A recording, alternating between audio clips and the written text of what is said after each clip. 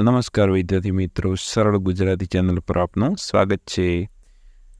આજના વિડીયોમાં આપણે ધોરણ 5 પ્રોજેક્ટ પ્રવૃત્તિ બુકની પ્રવૃત્તિ નંબર 6 મારો દિવસ કેવો આ પ્રવૃત્તિની સરળ સમજૂતી મેળવીશું. તો ચાલો શરૂ કરીએ.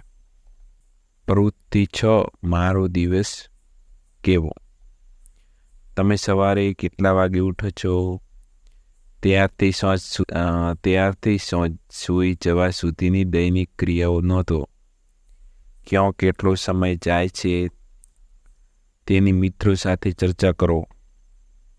રજાના દિવસની પણ દૈનિક ક્રિયા નોંધો. તમે રજાના દિવસે ઘરે માતા પિતાને કયા કામમાં મદદ કરી તે નોંધ કરો.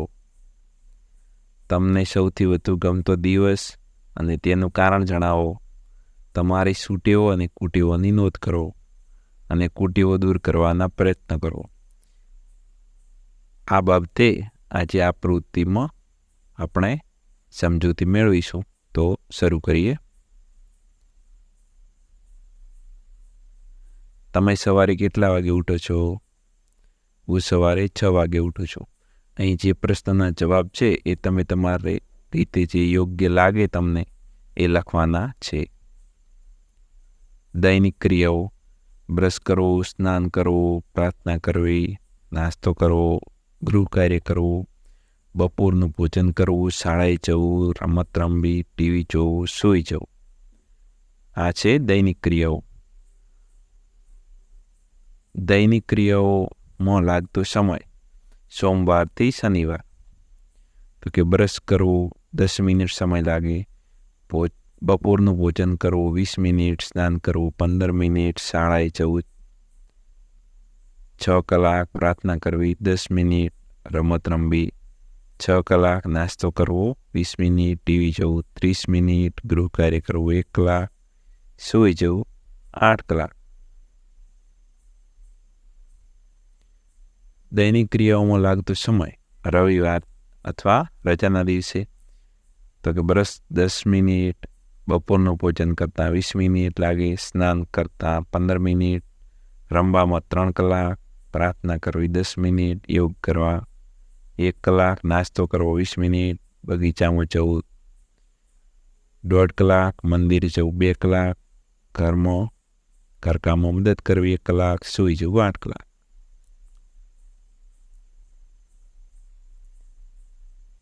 રજાના દિવસે ઘરે માતા પિતાને કયા કામમાં મદદ કરી તે નોંધો. સાફ સફાઈમાં, શાક સમારવામાં, વાસણ મોજવામાં, શાક, દૂધ અને કરિયાણું લાવી આપવામાં, ઘરના વાહનો સાફ કરવામાં. મને સૌથી વધુ ગમતો દિવસ અને તેનું કારણ. મને સૌથી વધુ રવિવાર અને રજાના દિવસ ગમે છે, કારણ કે રજાના દિવસે હું મારા બધા જ મનપસંદ કામ કરી શકું છું. મારી સૂટેવો: સમયસર ઉઠવું, જમતા પહેલાં હાથ ધોવા, વડીલોને માન આપવું, નિયમિત હોમવર્ક કરવું, નખ અને વાળ નિયમિત કાપવા, ડીશમાં એઠું ન મૂકવું, ખિસ્સામાં હાથ રૂમાલ રાખવો. મારી કુટેવો: ગુસ્સો આવવો, જીદ કરવી, ખોટું બોલવું.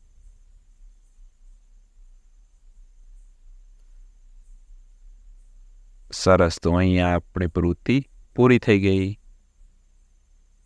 ખૂબ ખૂબ આભાર. Thank you. અને હા, અમે આ નવી ચેનલ બનાવેલ છે એટલે સબસ્ક્રાઈબ કરવાનું ભૂલતા નહીં. અને કોઈ તમારું સજેશન હોય તો કમેન્ટ કરીને જણાવશો કે તમને કેવો વિડીયો લાગ્યો. આભાર.